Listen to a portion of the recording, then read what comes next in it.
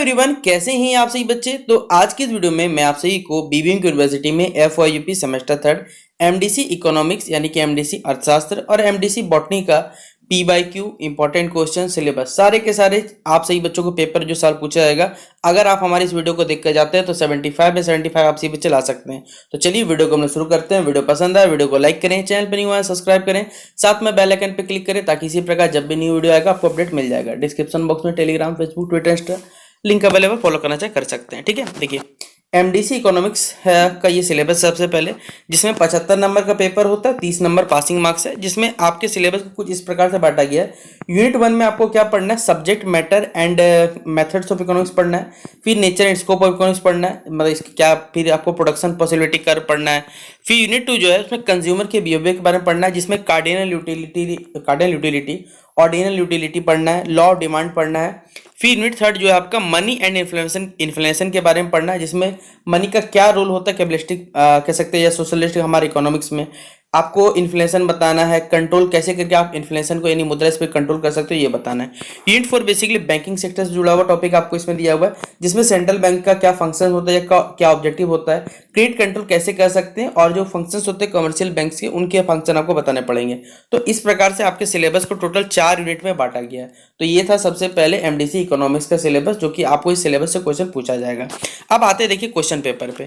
यहाँ आप देख सकते हैं एमडीसी 3 इकोनॉमिक्स, ये सेशन 22-26 का जब पेपर हुआ था वो क्वेश्चन आया था। आपको मालूम होगा कि एमडीसी का जो सिलेबस रहता है, ये क्वेश्चन पेपर तीनों ही सेमेस्टर का सेम होता है, सेमेस्टर 1, 2, 3, इसलिए कोई बदलाव नहीं होते हैं।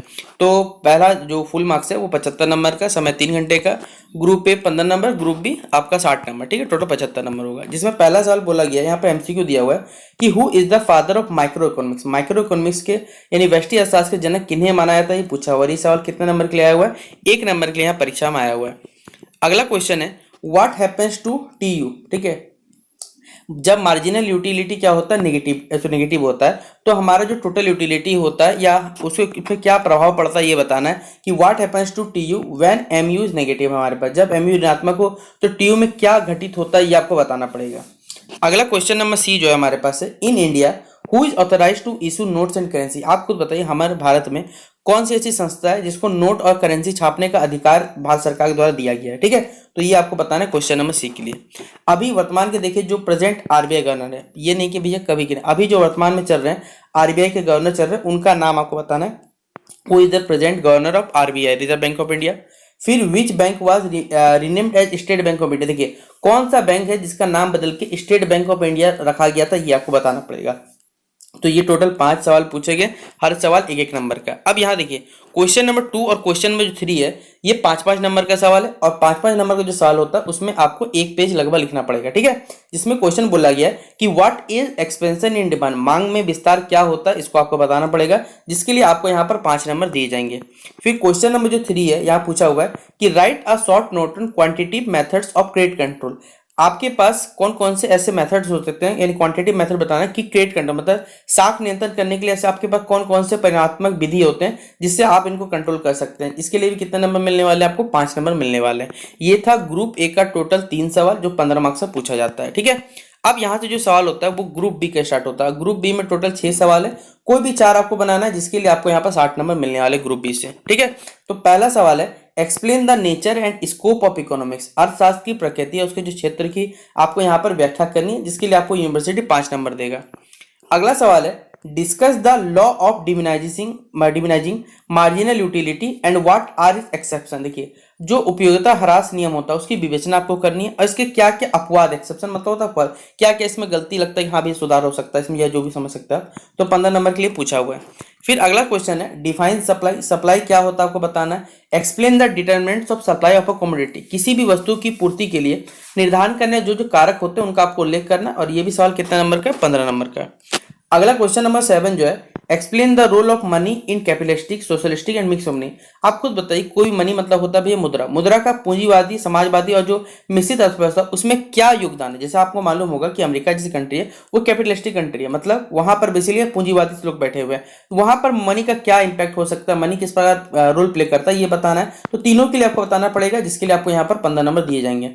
क्वेश्चन नंबर 8 जो है हमारे पास है व्हाट इज इन्फ्लेशन। इन्फ्लेशन मतलब मुद्रास्फीति क्या होता है और आपको बताना है डिमांड पूल और कॉस्ट पूल इन्फ्लेशन के बीच में अंतर बताना है, मांग जनित और लागत प्रेरित स्थिति में अंतर स्पष्ट करना है। और क्वेश्चन नंबर 9 और लास्ट क्वेश्चन है कि describe the objective and function of central bank, केंद्रीय बैंक के उद्देश्य तथा कार्यों की आपको विवेचना करनी है, जिसके लिए आपको यहाँ पर 15 नंबर दिए जाएंगे। ठीक है, तो ये था एमडीसी आप सभी बच्चों को इकोनॉमिक्स का सिलेबस प्लस पीवाईक्यू।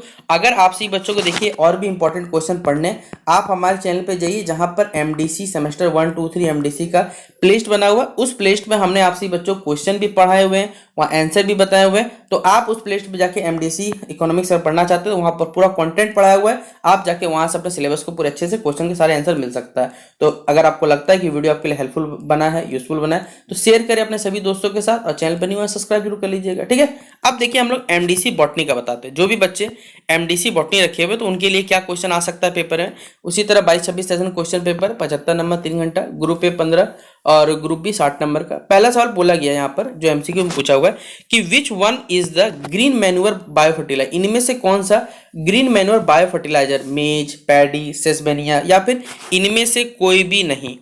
अगला क्वेश्चन नंबर, अच्छा अब आप बच्चों माफ करिएगा, यहाँ पर क्वेश्चन जो है ना एक पे छूटा हुआ है। ठीक है, देखिए यहाँ पर ए है और यहाँ पर ई, बीच का कोई स्लाइड छूट गया होगा, शायद वो पीडीएफ में बस अरेंज ही नहीं हुआ होगा। ठीक है, तो यहाँ पर 3 एमसीक्यू छूट चुके हैं, मुझे माफ करिएगा इसके लिए। यह क्वेश्चन है organic farming is the technique of raising crops through the use of, organic farming से क्या करते हैं हम, क्रॉप्स को बेसिकली प्रोडक्शन करते हैं, लेकिन किसके सहायता से, रेजिस्टेंस वेराइटीज की सहायता से, मैन्योर्स की सहायता से, बायो फर्टिलाइजर की सहायता से, या फिर इनमें से सभी के सभी ऑप्शन सही है। ठीक है, ये क्वेश्चन नंबर ई है हमारे पास 1 का। अगला क्वेश्चन देखिए, यहाँ पर 2 नंबर जो क्वेश्चन है ये सब 2.5 नंबर का, 2.5 मतलब आप आधा पन्ना लिखो काफी हो जाएगा। जिसमें शॉर्ट नोट्स बोला है बायोफ्यूल्स के बारे में लिखने में और बोला है एडिबल मशरूम्स के बारे में लिखने के लिए। तो यहाँ पर बायोफ्यूल्स के बारे में बताना है और एडिबल मशरूम जो है ये बताना है, तो 2.5 नंबर के हिसाब से लिखिएगा। यहाँ जो शॉर्ट नोट्स बोला है उसमें प्लांट प्रोपोगेशन और नॉइज पोल्यूशन इनके बारे में बताना है, इसके लिए भी आपको कितने नंबर मिलने वाले, तो 2.5 नंबर आपको यहाँ पर दिए जाएंगे। तो 2.5 नंबर मतलब आधा पन्ना आपको लिखना तकरीबन। ठीक है, ग्रुप बी में जितने सवाल है टोटल 6 सवाल है, कोई 4 बनाना है, जिसमें पहला ही सवाल आपसे बच्चे एकदम लिख लीजिएगा कि बायोडाइवर्सिटी क्या होता है और इसके कंजर्वेटिव जो मेथड्स होते हैं उनके बारे में बताना है, और ये सवाल 15 मार्क्स का आया हुआ। ठीक है, अगला सवाल है क्वेश्चन नंबर 5। यहाँ क्वेश्चन नंबर 5 बोला हुआ है कि describe in detail objectives, scope and infrastructure of a modern nursery. अगर आप एक मॉडर्न नर्सरी बना रहे हो तो इसके लिए क्या आपका ऑब्जेक्टिव हो सकता है, इसका क्या स्कोप है और क्या इसको बनने के लिए क्या इंफ्रास्ट्रक्चर का आपको तैयारी करना पड़ेगा, किस प्रकार बन सकता है, इसके बारे में आपको बताना पड़ेगा। अगला सवाल है explain organic farming and their importance, organic farming क्या होता है उसको बताइए और इसके इंपॉर्टेंस को भी आपको जिक्र करना है। अगला सवाल है एयर पोल्यूशन क्या होता है और किस प्रकार आप एयर पोल्यूशन को कम कर सकते हो, रिड्यूस कर सकते हो, ये बताया हुआ है। अगला क्वेश्चन नंबर 8 है discuss in detail pest management in mushroom cultivation, pest management क्या होता है मशरूम कल्टीवेशन में, ये आपको बताना है। बायोफ्यूल क्या होता है और डिफरेंट टाइप्स ऑफ जो बायोफ्यूल क्रॉप्स होते हैं उनके बारे में बताना है, ये क्वेश्चन नंबर 9 के लिए। तो टोटल 6 सवाल था, 6 में कोई 4 बनाना है, आपको 60 नंबर ग्रुप बी से मिल जाएगा, ग्रुप पे 15 नंबर रहेगा।